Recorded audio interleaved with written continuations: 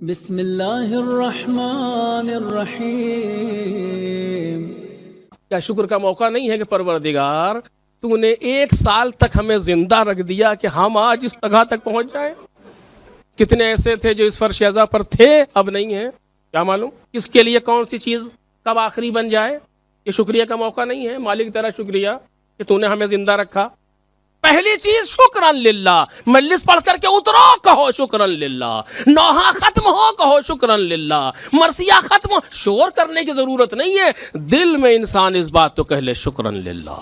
دوسری چیز یہ کہ اس نعمت کو اللہ کی طرف سے سمجھو، یا جزاداری جو ہم تک پہنچ رہی ہے یہ ہمارا کمال نہیں ہے، یہ من جانب اللہ ہے۔ یہ آزاداری دنیا میں باقی ہے، یہ ہماری وجہ سے نہیں باقی ہے، قضیہ برعکس ہے، ہم اس کی وجہ سے باقی ہیں، یہ من جانب اللہ ہے۔ 1 2 اور تیسری چیز کہ اس نعمت کا استفادہ ویسے ہی کرو جیسے خدا چاہتا ہے۔ جتنی بڑی نعمت ہوتی ہے دینے والے کی نظریں اتنی سخت ہوتی ہیں۔ بہت بند لفظوں میں، بہت مختصر لفظوں میں کہہ رہا ہوں، جتنی بڑی نعمت ہوتی ہے نعمت دینے والے کی نظریں اتنی سخت ہوتی ہیں۔ اگر خدا نہ کردہ ذرہ برابر بھی کسی طرح کی کوئی خیانت ہم سے نعمت میں ہوئی، پروردگار چھوڑے گا نہیں، کیونکہ یہ وہ عزاداری ہے جس کے لیے بہت کچھ کیا گیا ہے۔ ہم تو اندازہ بھی نہیں لگا سکتے کہ ہوا کیا، ہم کو تو بالکل سب چیز آمادہ مل گئی، لیکن آپ تاریخ کے دامن میں دیکھیں کیا کیا ہوا ہے، کتنا کچھ ہوا ہے۔ حسین ابن علی نے کس طریقے سے وطن چھوڑا، میں انشاءاللہ کل عرض کروں گا، کس طریقے سے ماں کی لحد سے جدا ہوئے، کس طریقے سے بھائی کو خدا حافظ کہا نہیں معلوم، کس طریقے سے نانا کے مزار سے حسین جدا ہوئے نہیں پتہ۔ بھیا آپ جا رہے ہیں کہاں زینب؟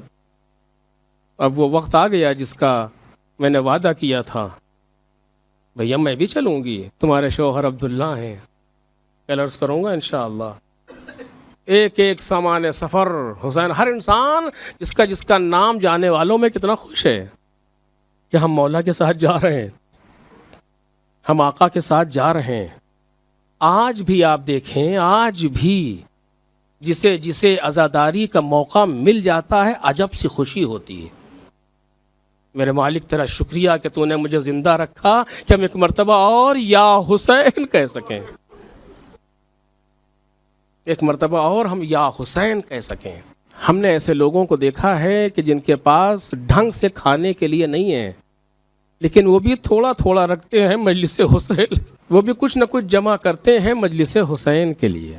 ایک مجلس سال میں کرتا ہے کوئی شخص، کوئی غریب، لیکن کتنا دل وہ ہوتا ہے کہ میں مولا کی مجلس کر رہا ہوں۔ اس کو ہلکا اور آسان نہیں سمجھنا چاہیے، بہت بڑا مسئلہ ہے کہ حسین ابن علی کسی کو توفیق دے دیں کہ وہ ان کا فرش بچھا لے، آسان بات نہیں ہے۔ میں انشاءاللہ اگر ہوگا تو عشرے کے درمیان عرض کروں گا، بہت بڑا مسئلہ ہے یہ کہ انسان کو ذرا سی کوئی توفیق مل جائے حسین ابن علی کے لیے کچھ کرنے کی۔ اور آپ سب سے عرض کر رہا ہوں، جس کو جو موقع مل جائے، اگر روڈ سے گزر رہے ہیں دیکھا کسی عزادار نے کوئی گلاس پھینکا ہوا ہے، اٹھا کے ڈال دیجئے، یہ حسین کا عزادار۔ اس کو کسر شان نہ سمجھیں، یہ تو دوسروں کا کام ہے، ہم سے کیا مطلب، جی نہیں، حسین ابن علی شاید آپ کو منتخب کیا ہو اس کے لیے۔ بہت بڑی چیزیں ہیں، اس کو سوچنا چاہیے صرف ہمیں بیٹھ کر کے۔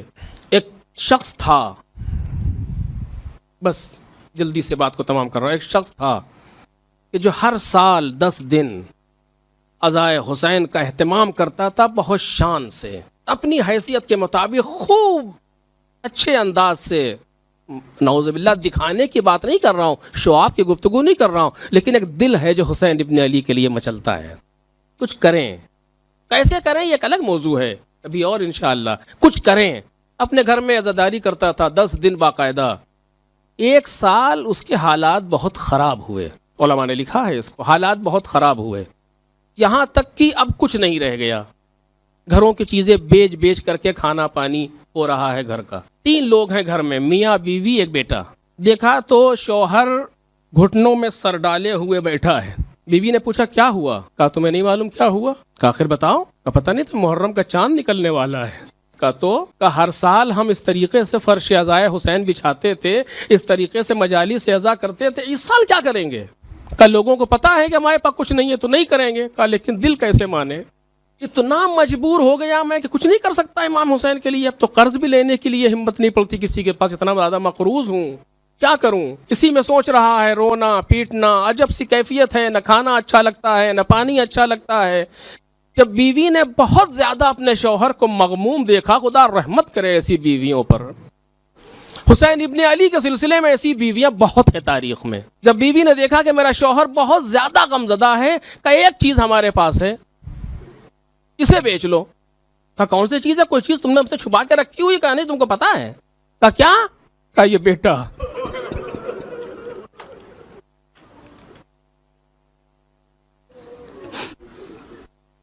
اگر نہ لکھا ہوتا عزیزوں تو نہ پڑھتا.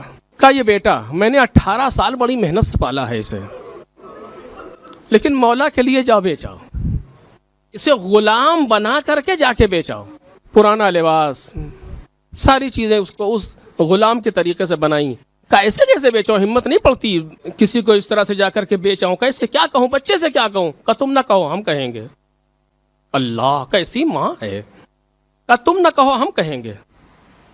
ماں اپنے بیٹے کے پاس آئی, بیٹا گھر میں نہیں تھا. باہر سے جب آیا تو دونوں ماں باپ بیٹے کو دیکھ رہے ہیں. باپ سر جھکائے بیٹھا ہے, ماں قریب گئی, بیٹے کے گلے میں باہیں ڈال کے کھڑی ہو گئی. میرے لال کچھ کہنا چاہتی ہوں. کہو اماں کیا ہے؟ ماں نے پورا واقعہ نقل کیا. کیسے ایسی بات ہے؟ بیٹے نے کہا ماں, بڑی آسانی سے, بڑی فراغ دلی سے کہا, ماں بالکل نہ گھبرائیے, آپ ہم کو بیچ دیجئے مولا حسین کے لیے, ہم بکنے پہ آمادہ ہیں.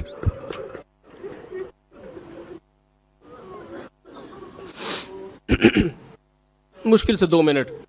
ہم مولا حسین ابن علی کے لیے بکنے پر آمادہ ہیں, آپ ہمیں بیچ دیں. لیکن باپ بیچے کہاں, سب تو پہچانتے ہیں. کس کا بیٹا ہے, کہاں لے کے جائے؟ کہا کسی ایسے شہر میں جاؤ جہاں تمہیں کوئی نہ پہچانتا ہو. بچے کے لباس کو ادھر ادھر سے چاک کیا, منہ پر لکھا ہوا ہے کچھ چیزیں اس طرح کی لگائیں کہ لباس کا رنگ کا بدل جائے, اور باپ کو دیا, لے کر کے گیا. سوچو میرے عزیزوں, اس ماں کے دل پر کیا گزری ہوگی جس کا 18 برس کا بچہ بکنے کے لیے جا رہا ہے. لیکن یہ تو ماں مطمئن ہے نا کہ زندہ رہے گا.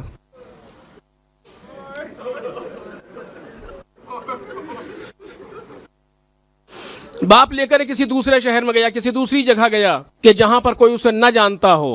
اور وہاں جو اس وقت کا واقعہ ہے کہ جب غلام بیچے جاتے تھے, بازار میں لے کر گیا, سارے لوگ اپنے اپنے غلاموں کی تعریف کر رہے ہیں, لیکن یہ کیا کہے, اس کا تو بیٹا ہے. کہے گا کچھ تو رو دے گا. دل بھرا ہوا ہے, غم و اندوہ کا پہاڑ ہے جو دل پر, کہ باپ اپنے ہاتھ سے اپنے بیٹے کو بیچنے آیا. کہ معمولی مسئلہ نہیں ہے یہ عزاداری ہے, اتنی آسانی سے جو مل رہی ہے. کچھ نہیں کہہ پا رہا, بازار میں کھڑا ہوا دیکھ رہا ہے, کیا کہیں, کس سے کہیں. کچھ دیر کے بعد دیکھا کہ ایک شخص آیا, نہایت خوبصورت و حسین. اس نے نظر ڈالی, کہا اس کو بیچو گے غلام کو؟ کہاں, بیچنے ہی لایا ہوں. کیا کتنے کے بیچو گے؟ کہا. اس نے قیمت بتائی, اس نے تھیلی نکالی اور لے کر کے دے دی. کہا یہ لو. اس نے بیٹے کا ہاتھ اس کے ہاتھ میں دیا, اس سے پہلے گلے سے لگایا. لال کو دونوں بہت روئے, باپ بیٹے دونوں بہت روئے.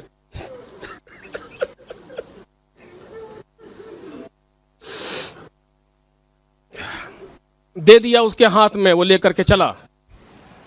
کچھ دیر کے بعد بیٹا مڑ کر کے دیکھتا ہے, اور برداشت نہیں کر پا رہا, بار بار رو رہا ہے.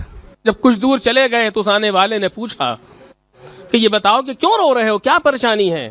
کہا میں اپنے ارباب, اپنے مولا کو چاہتا بہت ہوں. بڑا مہربان ہے ہمارا مولا, بڑا مہربان ہے ہمارا مولا, بڑی محبت ہے اس کے یہاں رہتے رہتے محبت ہو گئی, برداشت نہیں ہو رہی. کہا جھوٹ نہ بولو. نہیں میں سچ کہہ رہا ہوں, بڑا مہربان ہے, بہت چاہتا ہوں اسے. کہا جھوٹ نہ بولو, وہ تمہارا مولا نہیں ہے, تمہارا باپ ہے.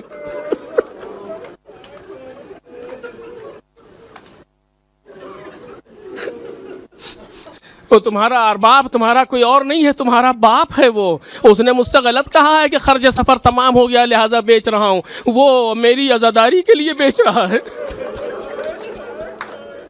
بیٹا پیروں پہ گر پڑا, آپ کون ہیں؟ تو کہ جملہ سنیں گے آپ, 3 لفظیں لکھی ہیں, 3 لفظیں لکھی ہیں. جب پہلا پوچھا بیٹے نے کہ آپ کون ہیں, تو آواز دی انا الغریب.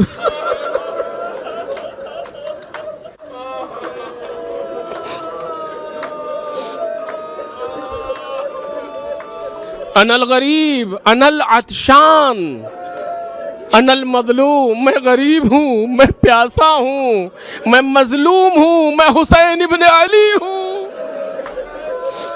بیٹا پیروں سے لپٹ گیا، باپ نے پوچھا مولا نے کیا جانا چاہتے ہو؟ اپنے گھر پہ کیسے کہہ دے کہ نہیں جانا چاہتے؟ مولا نے کیا آنکھوں کا بند کرو، جاؤ جا کر کے یہ تھیلی ایک دی، یہ بھی اپنے باپ کو دے دینا، میری عزاداری پر خرچ کرے، اس کے حالات بھی درست ہو جائیں گے، اس کی چیزیں بھی واپس ہو جائیں گی۔ لے کر کے گھر آیا، گھر پہنچ گیا، اماں سے پورا واقعہ بتایا، اماں عزاداری قبول ہو گئی۔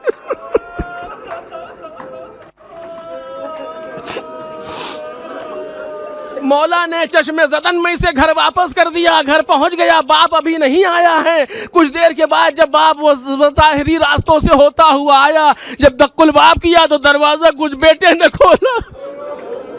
کہا یہ کیا ہوا؟ تو بھاگ کر کے چلا آیا، وہاں سے میں تجھے بیچ چکا تھا۔ سارا واقعہ بتایا، نہیں میں بھاگا نہیں ہوں، وہ خریدنے والا کوئی اور نہیں تھا، آقا حسین تھے۔ میں جملہ کہوں گا، مولا آپ سے برداشت نہ ہوا ایک جوان اپنے باپ سے جدا ہو، اپنی ماں سے جدا ہو۔ مجھے نہیں معلوم حسین ابن علی کی کیفیت اس وقت کیا تھی جب اپنے جوان کو گھوڑے پر بٹھایا۔ میرے